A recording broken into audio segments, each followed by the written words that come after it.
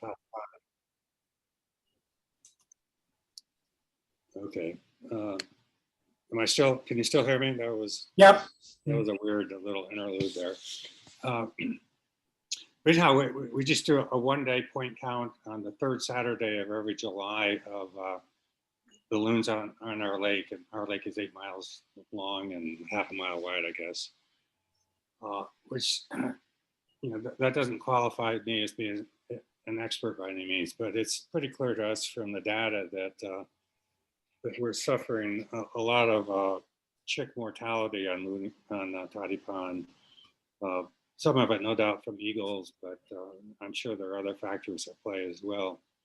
So the Lake Association has decided that we want to start a loon committee to see what we can do to make Toddy Pond a better, more successful habitat for loons. And I'm supposed to organize a committee, and I'm trying to figure out how to do that.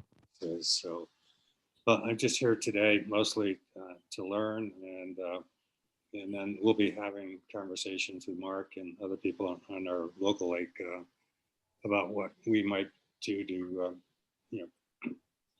to preserve habitat or improve habitat for loons, and see where that goes. So that's kind of the long and the short of it.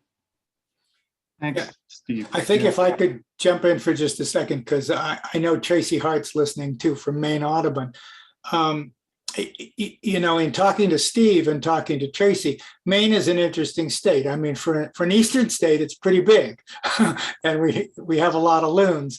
And Maine Audubon for several decades now has been doing a once a year loon count using volunteer labor, and Tracy now heads that with Susan Gallo before Tracy. But it's one day, once a year.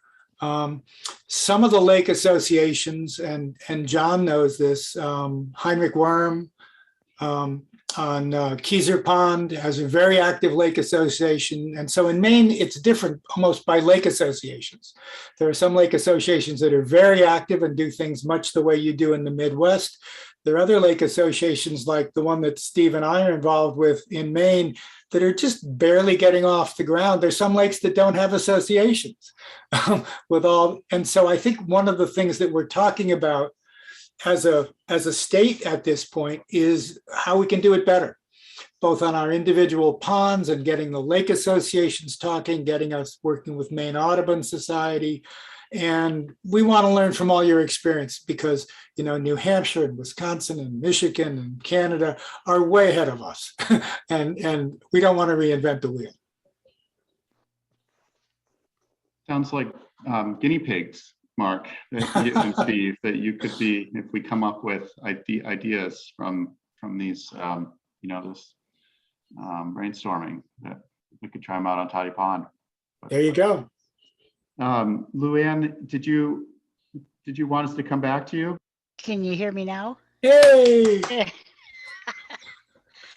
I'm not a Maine person with the loon surveys, but I've been with them a long time and I know how they work them. I don't know. I missed the first part. Where do you want me to start? Like how we do get our information together?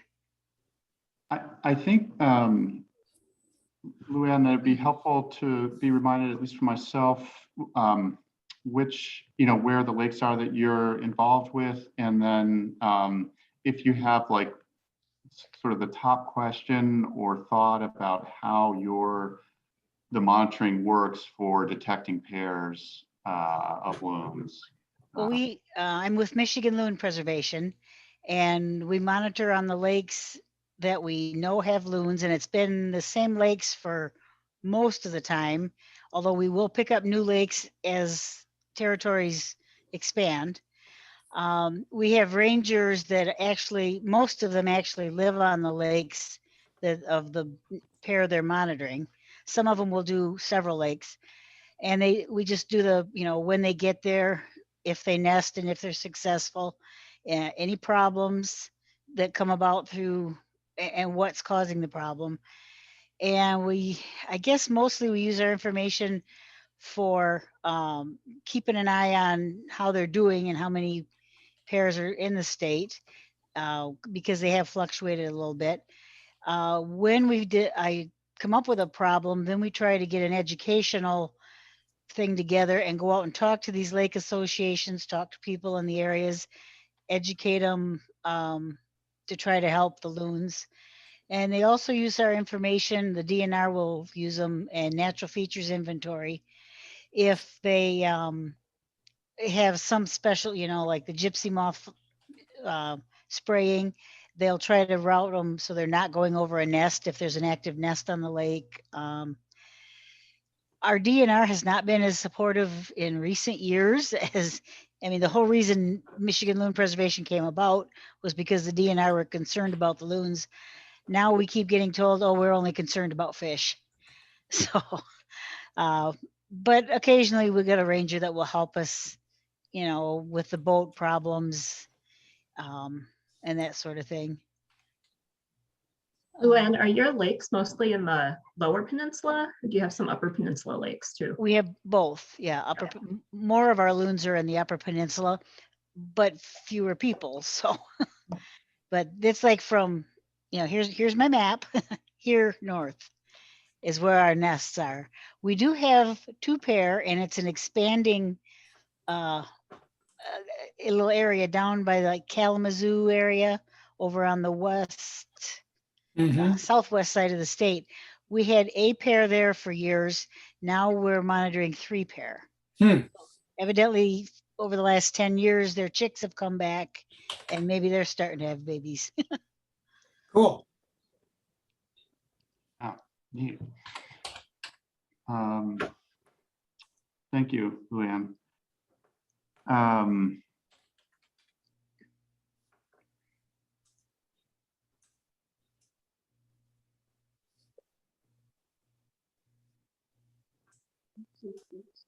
John, you're on mute.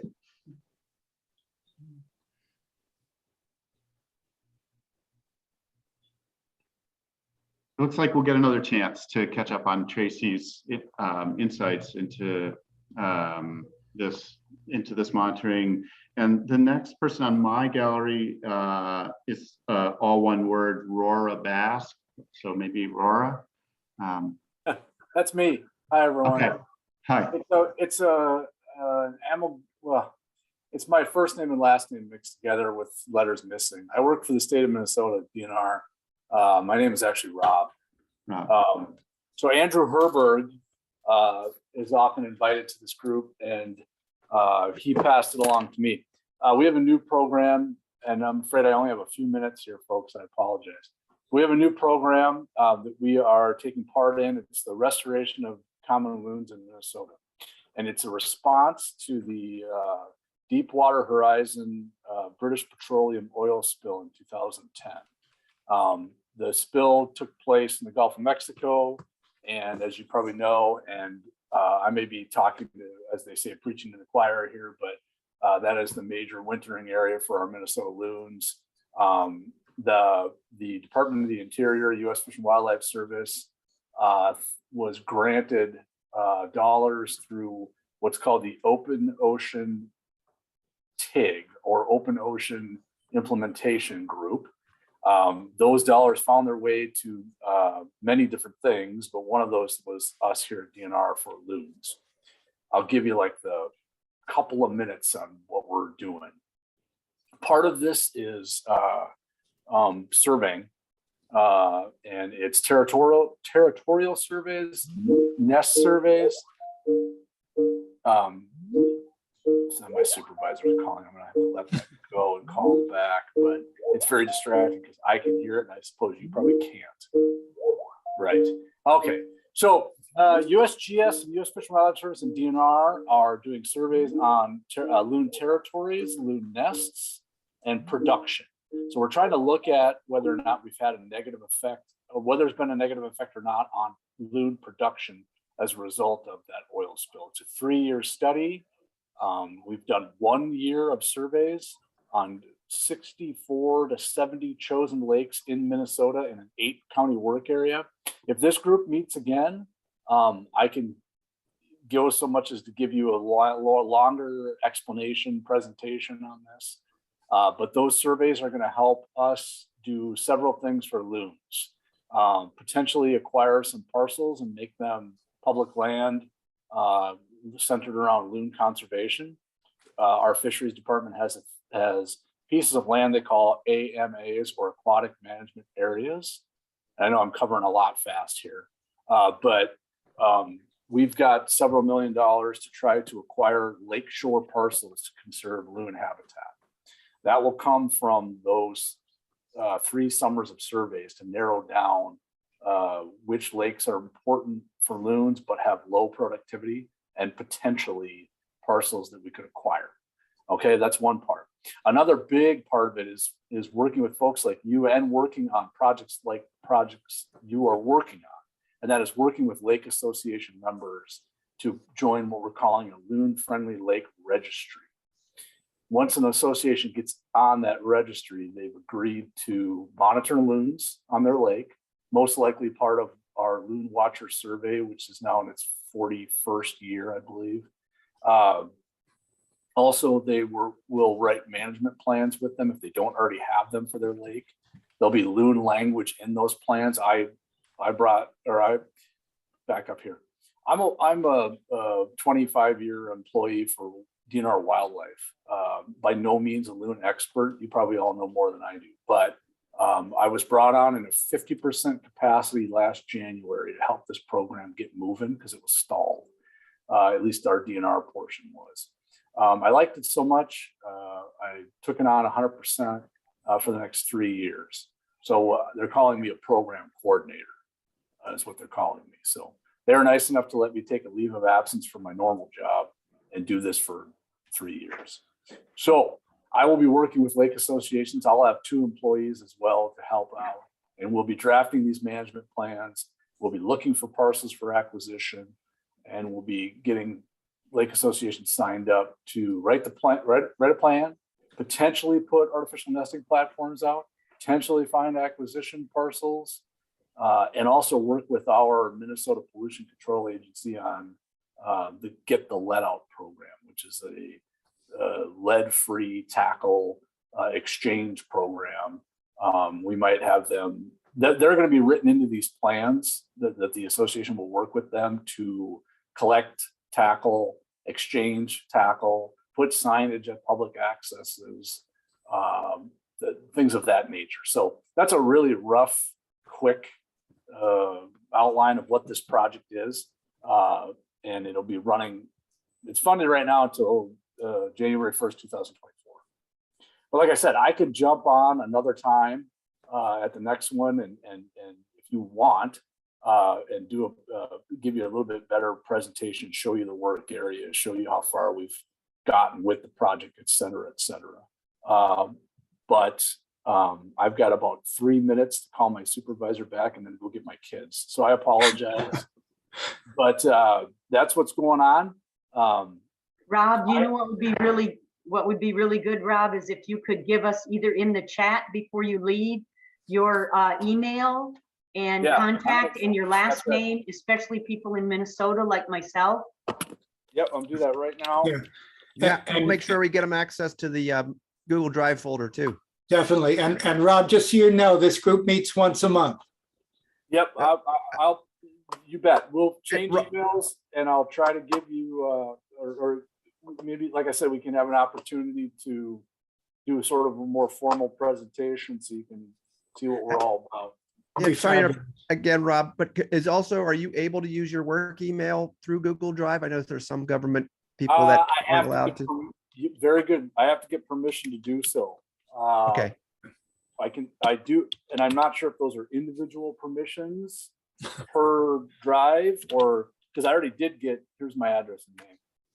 Okay. I already did get at least one permission. So, or if you have a personal email that you want to throw in, we can just sort of go roundabout and do that too, if you'd like. We'll figure out a way.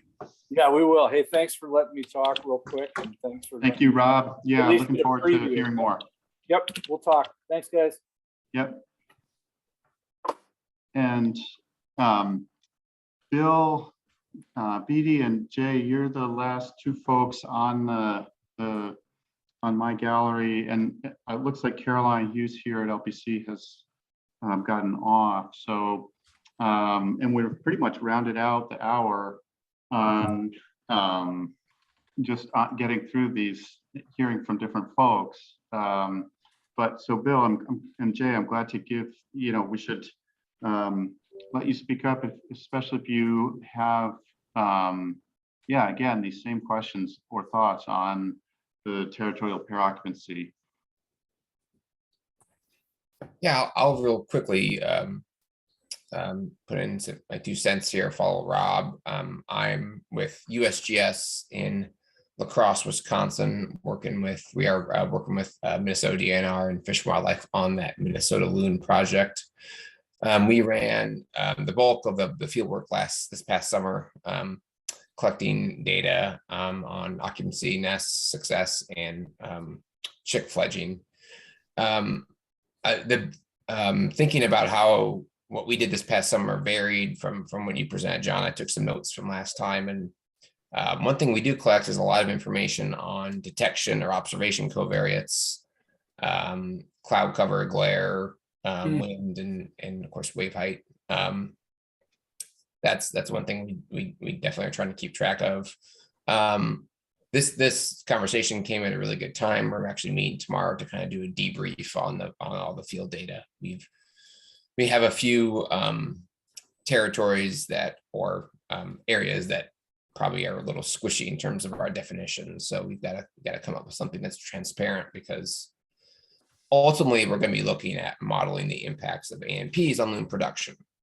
So and you can only model that if there's a territory. So that's, we don't want to introduce too much bias into an analysis if we call something a territory that yeah, it's going to have implications down the road. So that's my quick 2 cents. Appreciate the follow-up on this topic from last month. Yeah, and I don't have much to add. I'm thinking about surveying in South Carolina, so we're more interested, not so much in productivity, but working in the past. I am kind of curious about how people treat floaters, in terms of how frequency people monitor populations. One thing that often happens is that, when the birds are finally nesting, you usually have one bird's on the nest and the other one sort of a solitary bird patrolling the territory or patrolling the lake. And so it might be misinterpreted as a floater. Similarly, if the birds are productive, you get the same sort of scenario early on where you have one adult's usually with the chick, and then the other one's again going out and doing kind of a patrol run around the territory. So I was sort of thinking about how people define or differentiate territorial pairs from floaters, and are there certain dates that they sort of use to indicate, or sort of listening to John's description last month, he talked about sort of when we do see a single, you have to make a whole shore survey and sort of make sure they're not nesting. But I know not a lot of people have that luxury, and sort of trying to disseminate or distinguish floater individuals from territorial individuals is kind of a tough call when you have that parameter. And so I guess that was one thought I was thinking of. And again, the work I've done in the past have been pretty intense behavioral observations of pairs on a regular basis, and so it's pretty easy when you're sort of focusing on the whole thing. Not as easy if I'm going to be sort of like in many of your situations, an individual going to 5 different lakes and trying to get most of them done in a day or perhaps in 3 days. So thanks so much, John. Sorry again for being late. Really enjoyed this discussion. It's really, I don't know what the right word is, but it's really fueling a lot of ideas. So it's really been wonderful. Yeah. I think Jay just brought up a really important point. We don't have time to get into any depth today, but I'd love to pursue it in later meetings. It seems like we've got 2 different kinds of observers here, whether they're, lake dwellers or PhD scientists. We've got people who live on the lake or who are watching pairs for an extended period of time. So you've got a lot of observations on that pair. And as Jay was just saying, detecting a floater may be easy. But then you've got people coming in and doing surveys, maybe it's once a year, once a week, once a month, whatever it is, but they're short observational periods. And I think making those differentiations is much harder. And so again, I think we could benefit from some discussions on that in the future. Yeah, it sounds like people have different ways of making that call, and maybe sort of discussing those might be very, very good in terms of thinking about sharing data in the future. And my understanding is that surveys are more of a population monitoring. So just looking at adults and chicks, where our monitoring programs are more looking at the productivity. Because we also have a population survey that happens once every 5 years. And we're not looking for territorial pairs. We're just looking at the number of adults and the number of chicks. And I think for some programs, that's the case. But what other people comment. And Erica, when you do that once every 5-year thing, is it one day throughout the state? It is one day on a set of pre-selected lakes through 27 counties throughout the state. Okay, so that's a lot more like Minnesota, where they have a fixed number of, the work in Minnesota goes back to the, late 70s when they started that, yeah.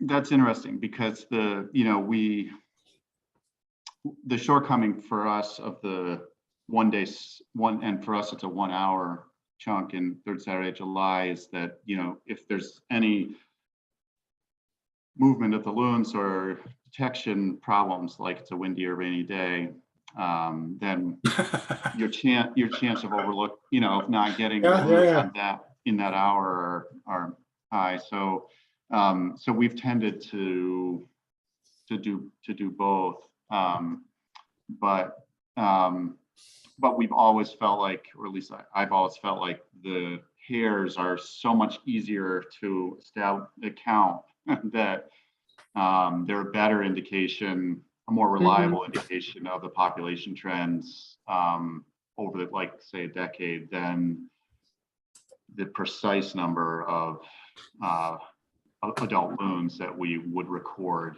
in a given year or over the course of a decade, since that number can fluctuate quite a bit just because of those, the chances that you will see or not see the floaters hanging around.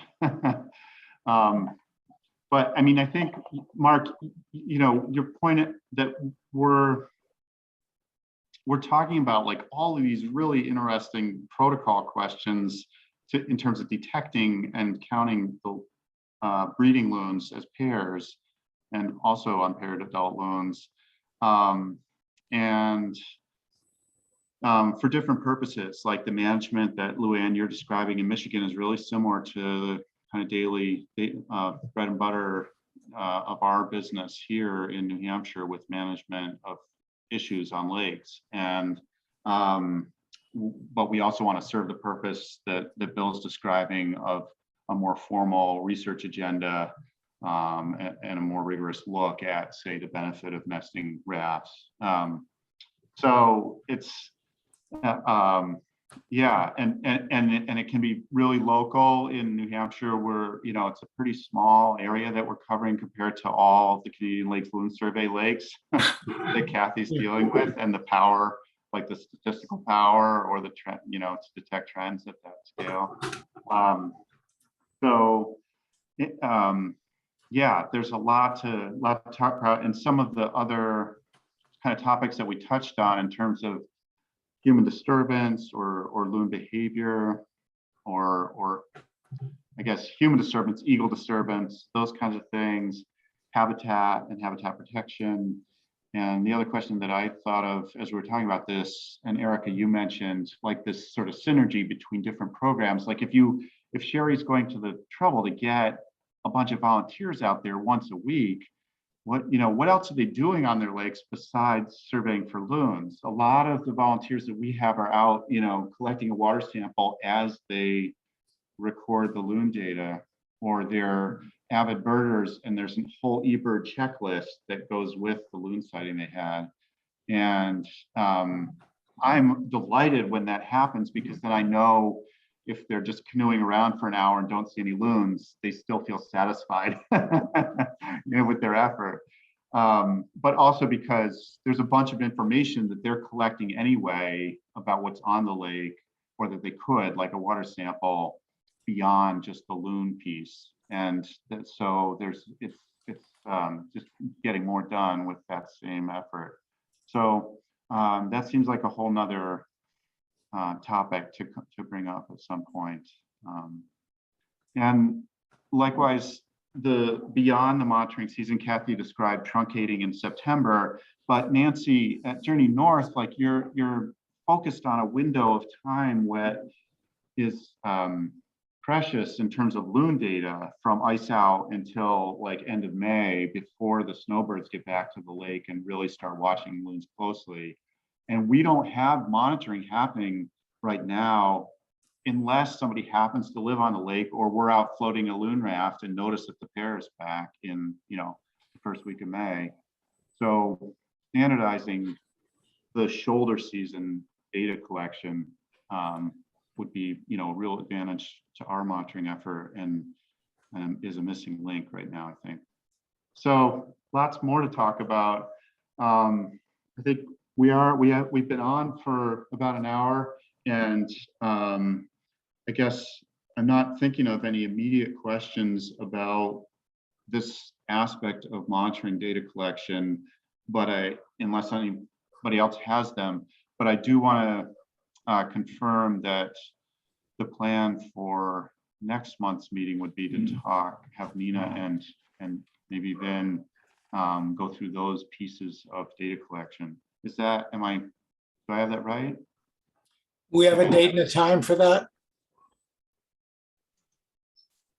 Were we circulating a poll of what day would work, or am I thinking of a different? I think Kathy, you said November 17th on the email, that you have that set up for a Zoom. That's what I was understanding was the week Yeah. before Thanksgiving week. Yeah, I think that's smart. Oh, yeah. The 17th, the Wednesday? Yes, yes, yeah.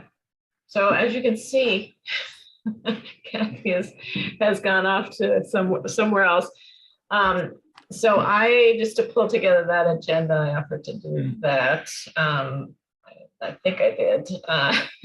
So I will contact Nina and Ben just to make sure that I have a good sense of, for you all, of what is going to be on that agenda for that meeting. That'd be But great. Jay, did you want to project a little bit farther out and talk about December? Because I see that you were on the agenda too for today, right? To talk a little bit about how this all fits in and funnel into December, January. Well, I was thinking, was it Nina and Vim were going to talk about nesting? I think that's right, yeah. Yeah, and then we were going to talk about, fledging, and, I guess that'd be where I would come in and think about, the differences among the 6-weekers, 8-weekers, and either, even looking at reconsidering the developmental stage by looking at the chicks themselves. Maybe there's a plumage characteristic that we could use rather than a specific age, because, differences in development may make an 8-week-old chick on a poor lake look not quite ready to go versus a really good lake. So Yeah. I guess that's what I was sort of thinking.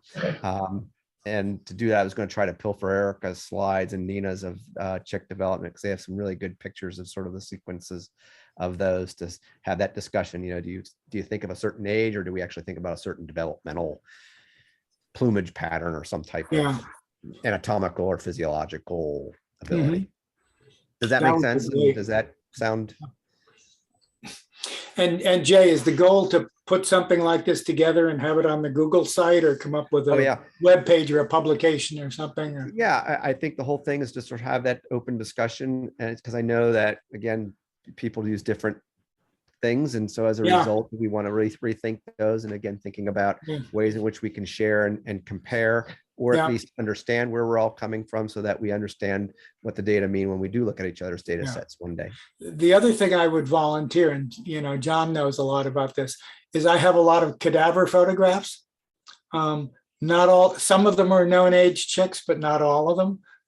But if you want close-up photographs of details of chick plumages, we can get some of those. Yeah, and you'd probably know the better terminology, Mark, of all these different plumage stages. No, don't bet on that. I don't know. But we can talk beforehand. We've got 2 months to think about it, Mark. But that's what's going on up here. Over the next 2 months as we do that. Is that? Yeah. for everybody? And if not, if we decide to sort of do similar what we did with John, that is to take 2 actual periods to talk about nesting and how Vin and Nina do it, and then take the December date to sort of do what we're doing today, I'm open to that too. And if you push me back to January to do that, that might work better, because I think the way in which we did this sort of this 2-month circuit, I think really worked well. I mean, that's kudos to John for arranging that. Yeah. 'Cause I think it was definitely more formative. And so that might be even something else to think about, Nancy, is to confirm, maybe ask Nina and Vin if they wouldn't mind taking two months to, one, first of all, talk about what they do in November, and then December, we all, as a group, sort of add on and ask questions based upon what Nina and Vin present. And so that might be an alternative that I'm fine with working with too. I'll reach out then to Vin and Nina Okay. and find out. Yeah. And then Mark mentioned that Google Drive. I popped into the chat box the link to that. I saw Google that. shared Thank you. drive. Yeah. And Sherry, you mentioned you missed a couple meetings. There is another subsequent link to the video recordings for all the meetings. So Yeah. take note of that. Yeah, the other thing Yes. before we break off, there's sort of 2 points I wanted to make. We've got 2 other working groups now. And so the Rehabilitation Rescue Working Group is meeting Monday, the 15th of November. If any of you are not on that list and you'd like to know about it, you can email Jay or me and we'll put you in contact on that. And the other one, probably many of you got this email from Doug Tozier at Canadian Lakes Loon Survey, who works with Kathy, that the brand new working group on, what is it, John? Field research techniques or something like that, field research monitoring. They sent out a doodle poll to establish a date for the first meeting of that working group. And so if any of you are interested in that, you could email Doug Tozier. You could probably email Jay or John or me or something, and we can just get your name into the loop if you know anybody who wants to be on that.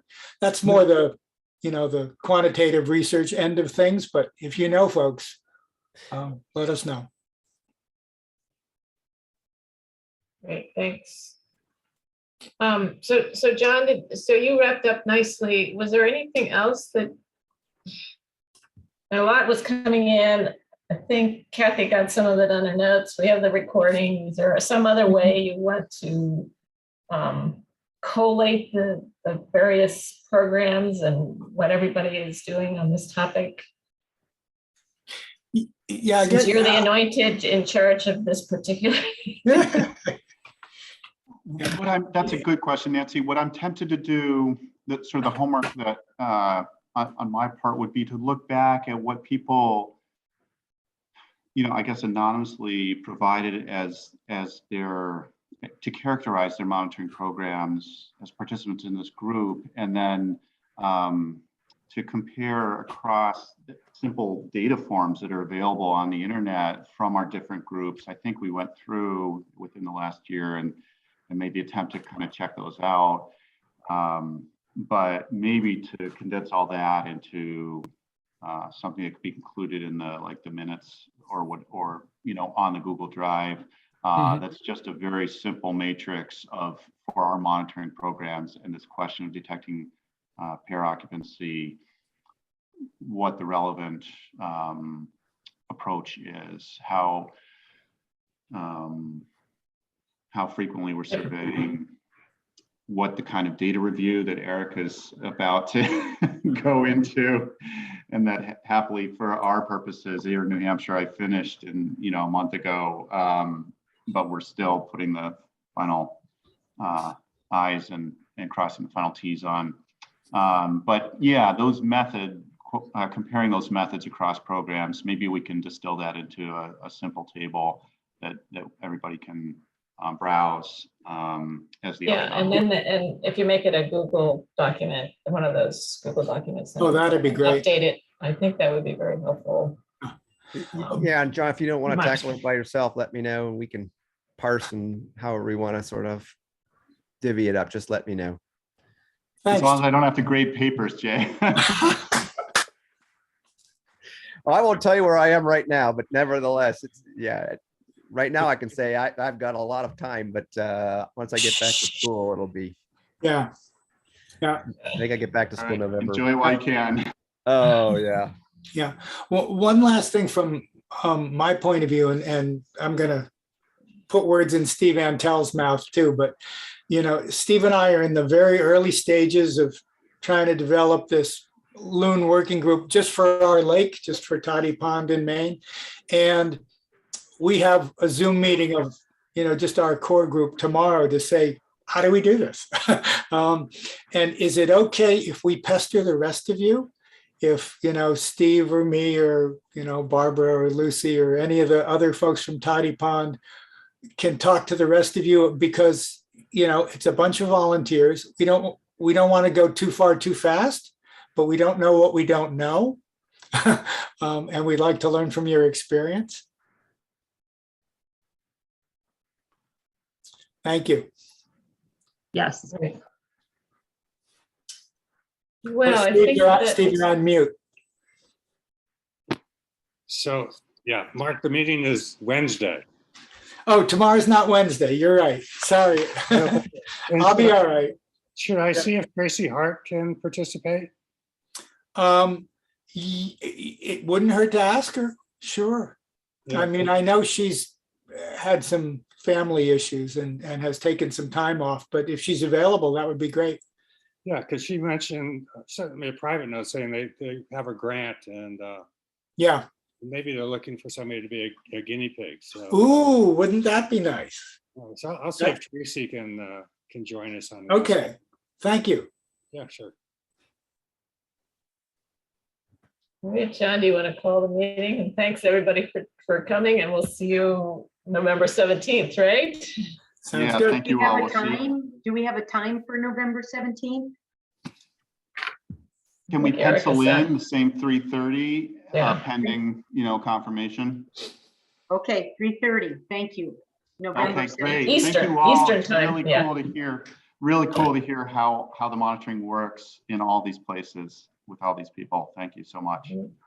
Thank you, John. everybody. All It's right. a you. testament to Take care. everybody's hard work. It's really pretty impressive, John, to me. It's, Yeah. Jay, don't have too much fun, but send pictures, okay? I'll Yeah. tell you, the first loons came in yesterday, so it's Ah. a little bit of a wait, Nice. but Oh.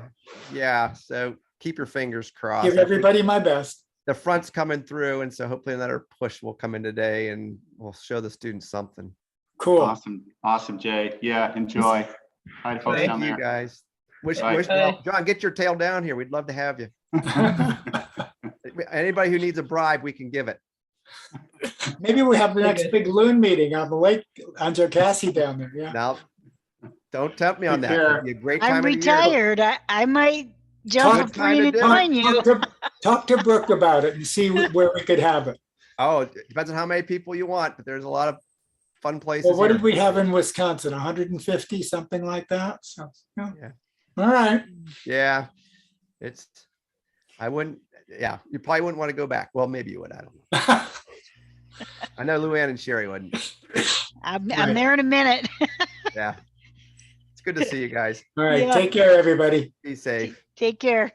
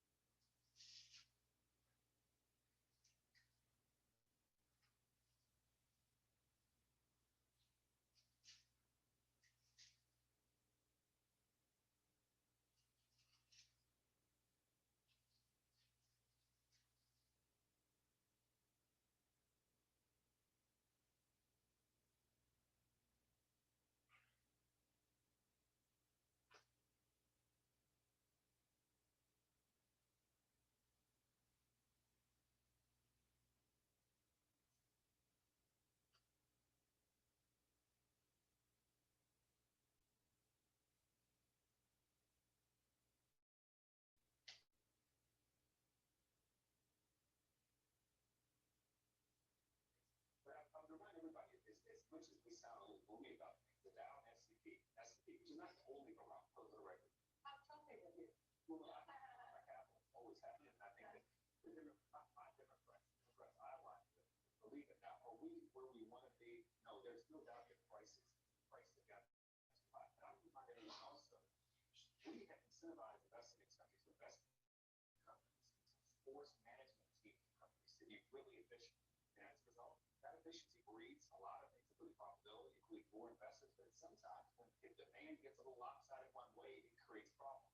They didn't get on this right with all of the stimulus and so forth. I'd much rather almost not paying people too much during a crisis and during the moment we face than not.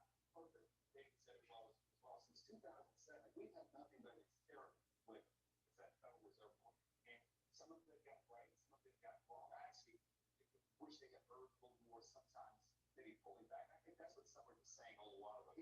I don't know if he was saying don't spend as much on stimulus, although he did say a little bit. He was really concerned about the Fed. So we got to look at all this on the table. And in fact, when the Fed does what it does, the people win the most arguments. Do you have confidence that the Biden administration pays attention to them? Well, there's a hard people there. I think Janet Yellen, I don't know what she's looking at when she's talking about security, but she's smart. And she's capable.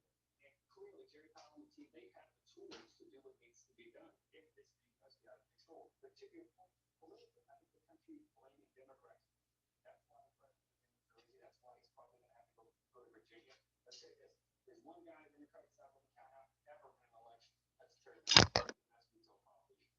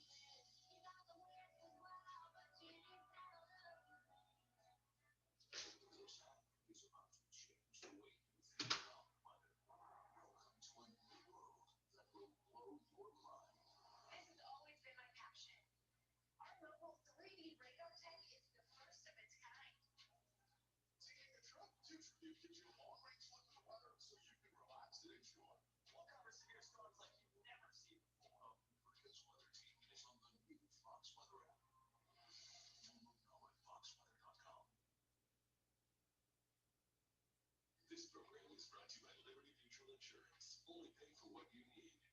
As a DJ, I know all about customization. That's why I love Liberty Mutual. They customize my car insurance, so I only pay for what I need. How about a throwback?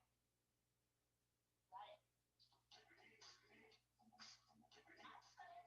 I can dance to?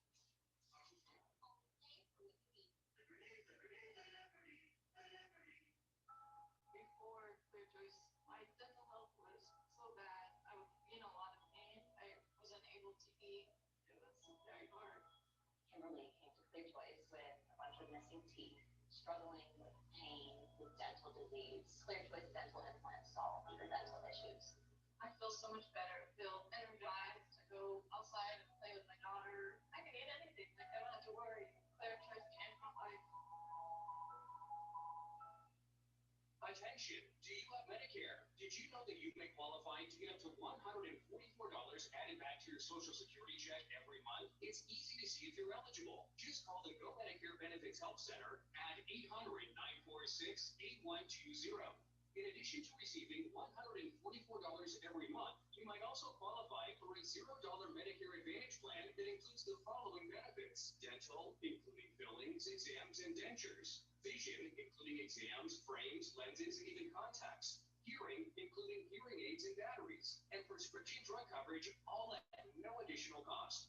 The Go Medicare Benefits Help Center is open now at 800-946-8120.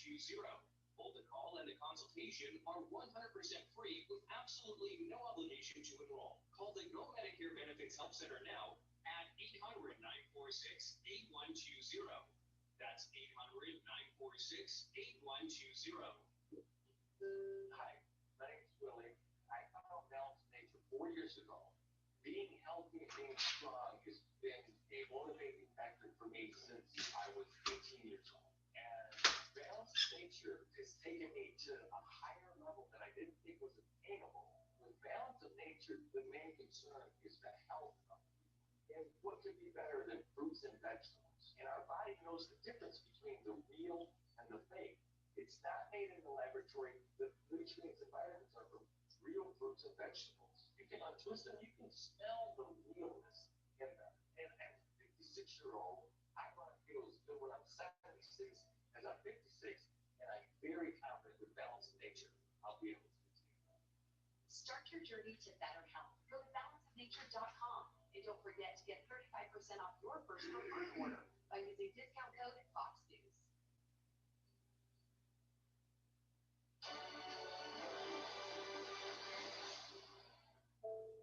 Are you on Medicaid or Medicare? The U.S. government recently announced that 12.2 million citizens are eligible for additional benefits beyond what they received from the original Medicare or Medicaid. These benefits include up to $3,500 of dental credits, up to $1,272 to spend at your local pharmacy, up to $144 added back to your Social Security check every month. It's easy to see if you qualify. Just call Go Medicare at 800-652-5609. See if you're one of over 12 million who may qualify.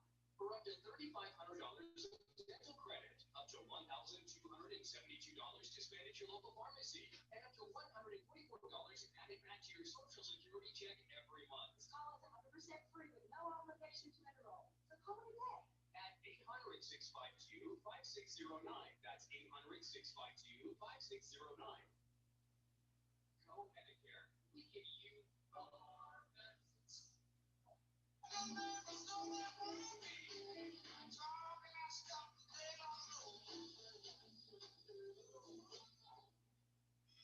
Huge reversal in the battle over education. The National School Board Association said, I'm sorry, the polling parents do not get terrorists. But this is after the Department of Justice used that group's letter as justification for the FBI to target passionate parents speaking up at school board meetings. And so far, there is no indication that the DOJ is backing down. And get along to this, former President Obama stumping in the Virginia governor's race and mocking parents concerned with what schools are teaching their kids. We don't have time to be wasting on these phony, trumped-up culture wars. There's a big outrage that the right-wing media peddles to juice their ratings. And the fact that he's willing to go along with it instead of talking about serious problems that actually affect serious people, that's a shame. Greg, I know a lot of parents in Virginia who are libertarian, independent, Democrat, and they are bad as hell. And he's missing the mark. Yeah, he's Alicia Silverstone. Clueless. He'll be right back. I forgot how powerful a feeling it is when you're scolded by Captain Superior. It's been a while, right? He wags his finger like a golden retriever's tail. You break out the peanut butter.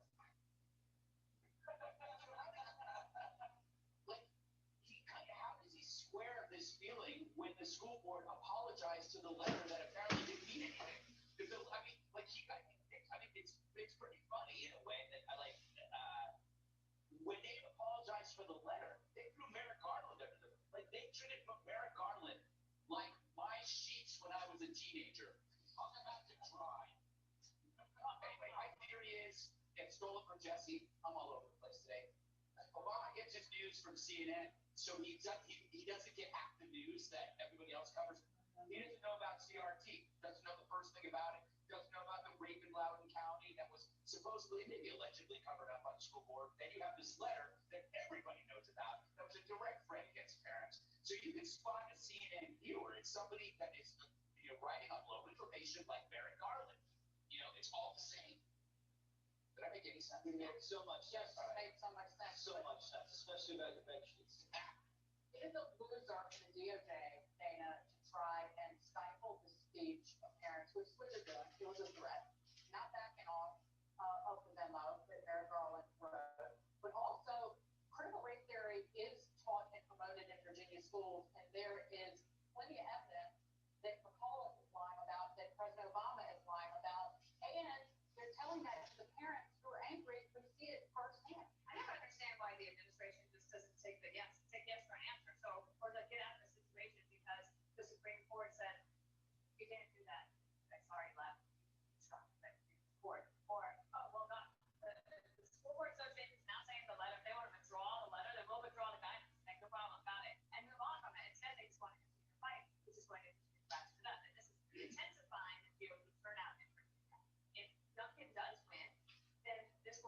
reason why, and the fake outrage that the former president is talking about will be a big reason. But I'll point out one number to you that you might have missed today.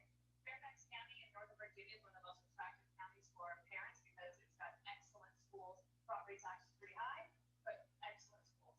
Since the pandemic started, 10,000 students have left. So to me, a lot of parents have already moved in that Northern Virginia suburb, and that's where they send me invited tomorrow. Not to Norfolk, where they might be a bit stable, they're not going to Richmond. They have to go to Northern Virginia tomorrow for President Biden. Right, well, because it's close to house. You know, it's a short trip, you don't get sleepy as the day moves on.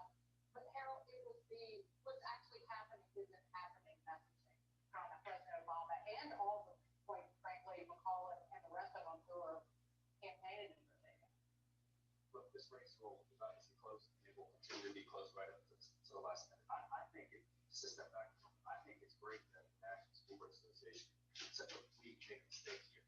I wish more people, public life, business, politics, academic media can step back and say the mistake is made. That doesn't make you weak. In fact, I think it makes you stronger, particularly because look at the mistake is made. But here's what I was trying to do. The reset button should be pushed on both sides. I wish some of the parents, those school board members who covered up that Mountain County story about the bathroom, one of the most haunting things. We've covered some awful stories here in the last few weeks. Those people should be held accountable. An investigation should be done, and those people should be held accountable if that story is right. Furthermore, we should not encourage parents to confront and try to threaten people with violence, elected officials. Everybody should step back. That's what I'm going to do. And I hope we all follow the words of Tommy Rice, who I thought said it best last week. Black kids don't need to have to sit in the classroom and be told they're great, man. White kids be told they're bad. White kids should be told they're great, and black kids should be told they're bad. Better teachers, better schools, and better curriculum can help. I don't need no way about the golden retriever, but all of that can help create that kind of situation. I hope whoever wins this race, Virginia, and I won't tear you, I hope that's what they're doing. But definitely the company Panorama that's having this garbage to schools, and then it's run and co-owned by Marisol and son-in-law. Garland will get asked about that again on Wednesday. Just like it's got everything you want in a story. Potential corruption, you've got race, you have a retraction and a cover-up, and the White House conspiring with the school boards, the transgender bathroom rape cover-up. And then the AG comes out and bombs, is clueless on the whole thing, and then it all now is, I don't want anything to do with it. And CNN doesn't cover the story. Doesn't even break on CNN. And Fox covers it, and so Barack Obama goes down and he goes, you know that culture war? Let's talk about culture wars. This is a culture war, and his side started. This is a culture war, and his side is now losing. And now he says this is a phony culture war. You don't get to start a culture war and then call it phony once you start losing. That's not how this works. And then all the parents, if you're upset your son's being called a racist, they're angry. Now, no, that's fake outrage. Your daughter gets raped by a guy wearing a skirt in a transgender bathroom. You're not really angry. You're just fake angry. And let me just tell you a little bit about how business works in TV, Barack Obama. Fox News covers the culture war that you started because it's real news. So people come to Fox to watch real news. CNN doesn't cover this cultural story, and so people don't want to go to CNN, and their ratings go down. That's how this works. So he can't come down and say, parents, ignore your parental instincts. Ignore that gut instinct, that mama grizzly instinct, that motherly instinct that you know something's wrong with your mother, your daughter, your son at school. Ignore that. That's not a winning message. That message is broken. They can ignore it because their kids went to private school, just like Terry McCullough. Can I make that offer? Yes. Can I make a prediction? I think the Republican is going to win in Virginia, and you want to know why? Why? His name is Young Kin, and it's about Young Kin. Young Kin. I love it. I like it. Bold prediction. It's going to be a bold prediction. Don't look at polls. It's about the follow up. Nothing on. Can I just give real quick everybody an update? The judge ruled that the boy who raped Scott Driscoll's daughter did engage in non-consensual sex, and sentencing will be next month.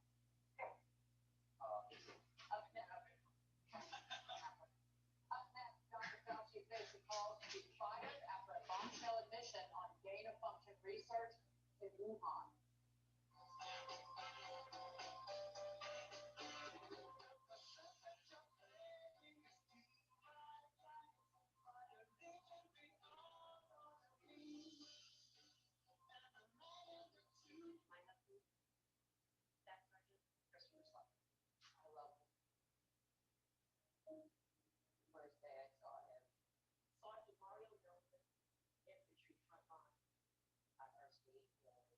taking his phone out of bus to Long Island. I remember he walked me back to my hotel and put me on the inside of the street, away from the passing cars. He would give his shoes to someone. He would give money to somebody that had help.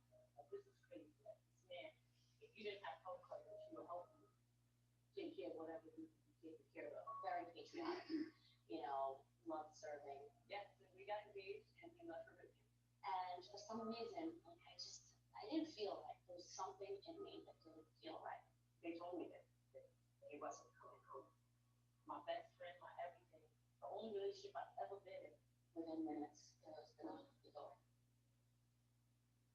And I knew, but they were talking, their mouths were moving.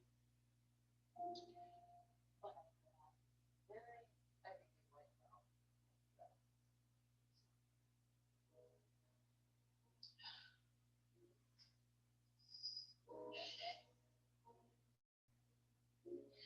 Tom the Towers reached out to me soon after. I remember praying with them part of the house and them telling me they would be paying off the mortgage. And it was such a relief because it was one less thing I had to worry about. They're here for you. I'm asking you to support the Tom Towers Foundation as we pay off the mortgage for Gold Star families with young children who died in line. Please God for 41644 rate. When you get a chip in your children, trust Safe. This company is when we got a chip, they drove to Safe for the same day repair. With their insurance, it was no cost to them. That service the way you need. Hi, I'm on Medicare, so before the deadline, I called to see if I was missing out on any extra benefits. And if I could really get money added to my Social Security check. The agent said I'm able to eliminate copays. And for Part C benefits, including meals, prescriptions, and dental coverage, all at no extra cost. $1,500 a year added to my Social Security check. I was like, wow, thank you. You can call too. I called to eliminate copays. I called to check my zip code. I called to get my dental work covered. I called to get money added to my Social Security check. Right now is the only time of the year you can update your benefit. Call the 800 number on your screen to check your zip code. And don't miss the deadline. Call now. Call 1-800-471-6200. That's 1-800-471-6200 now.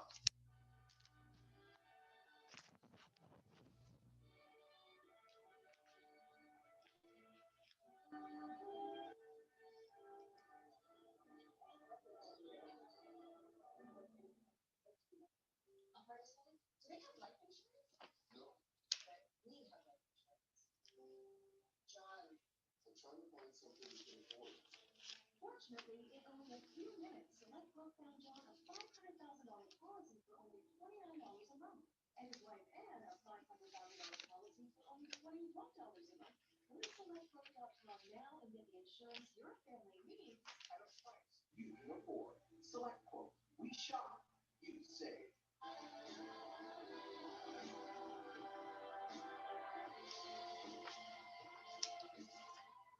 America's top doctor facing new calls to resign after being accused of lying to Congress. Dr. Fauci has repeatedly denied under oath that the National Institutes of Health funded controversial research that could have contributed to the pandemic. But a letter from the NIH or NIH acknowledges America-funded virus research in Wuhan. Senator Rand Paul has been sounding the alarm and wants Fauci gone. He should be fired. I mean, the thing is, he's still, Fauci should be fired. Absolutely. Absolutely. The thing is just for lack of judgment, if nothing else. He's probably never going to admit that he lied. He's going to continue to dissemble and try to work around the truth and massage the truth. But Fauci still claims he did nothing wrong. I obviously totally disagree with Senator Paul. He's absolutely incorrect. Neither I nor Mrs. Collins, the director of the NIH, lied or misled about what we've done. When people talk about gain of function, they make that implication, which I think is unconscionable to do, to say, well, maybe that research led to SARS-CoV-2. You can ask any person of good faith who's a virologist, and they will tell you absolutely clearly that that would be molecularly impossible. Molecularly impossible, Jesse. No, that's what I think. Exactly. Yes.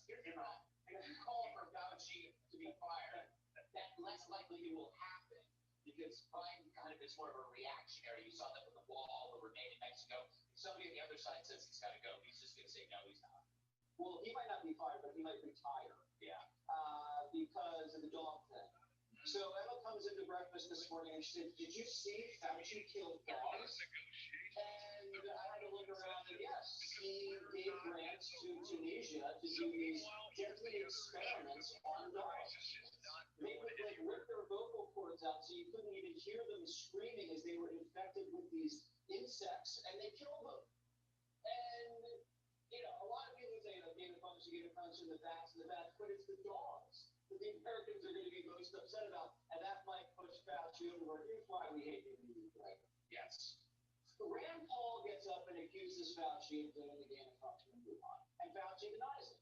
And the media just takes Fauci's words for it, instead of looking what Fauci said, looking what Rand said, and then looking at the evidence to try to find out the truth.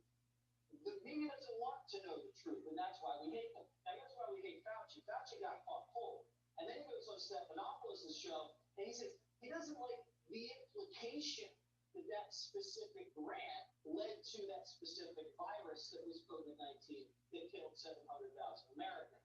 That's not what we were saying. We were saying you funded gain-of-function, sloppy, risky research at this nasty lab, a lab which leaked and killed almost a million Americans. And that is true. Let's, I would still man Fauci's defense and say perhaps he had a different definition of gain of function than Rand Paul, so they were talking at two different, like, past each other. Would that be it? I mean, that's the only way I can see this. So, you know, as I should share on the show before, I'm not a clinician, I'm not medically trained in this regard, as I think about what I've heard over the body of work over the last few months, it feels like there's collaboration amongst labs, scientific labs around the globe. We have been supporting research efforts as Americans in Asia, Europe, and particularly in China. And I think they have, as well as some of the things that we've done here, all in an effort to try to bring about solutions and try to figure out cures. Now, I don't consider myself a supporter of anybody's politics because I'm buying a franchise. Like, I'm a big Chick-fil-A. I'm a big ideas. I'm not big pork people. So nuggets and a large fry that somehow or another I'm contributing to someone who has a different position than I do about chips. Also, I think if I buy an Apple or an Nike product that I'm contributing to China for those that build up their military. I mean, there's, again, step back. I think Fauci, Rand Paul, this I'm getting wrong, just go come out and see what happens. Because I can't see them. The two of them as a BTC principal and in fact, you can't get into the maximum because they are so. Oh, no, we could show back. We got to it. But we want to know I don't think if you look at this whole body of work, I don't believe we're more than NIH. This would have happened. Put your chest out. It's not a victory lap forever. It's no time to give up. But I'm just telling you all, you can win. You can win these things. This country's ours. We run it. We outnumber them. And you want to. That is a huge story. And I'm proud of everyone. And it was funded through EcoHealth. And now we don't know if it caused this pandemic, but what we're saying is it was risky research at a sloppy lab, a lab that ended up leaking and killing us. What I'm most concerned about, I'm not a believer in, that this was not a leak. Because I'm more believe that there was something intentional done there. You think the Chinese intentionally leaked this virus? Well, I think it might have been man-made. Well, you said it, I didn't say it. Well, the reason I say that is they won't let us in. Yeah. And I think the presumption has to be that they won't let us in to investigate. I think you end up thinking the worst. Now, I could be wrong, but that is why I arrived at that point. Because if I didn't do anything wrong, I want everyone to know I didn't do it. I'd say it, not declare it. Dana? I'm just saying, kind of along with what you were saying, I think that Senator Paul and Dr. Fauci both want the best for particularly America. And so I think it's very unfortunate that the argumentation is got to be like a political light and try to move people one way or the other. It is very good trying to get to the bottom of it. To Carol's point, I would love to focus on China because whatever was happening in the lab, whatever was happening, it happened again. And also, they have to presume that they did. And that's why they were in 2020.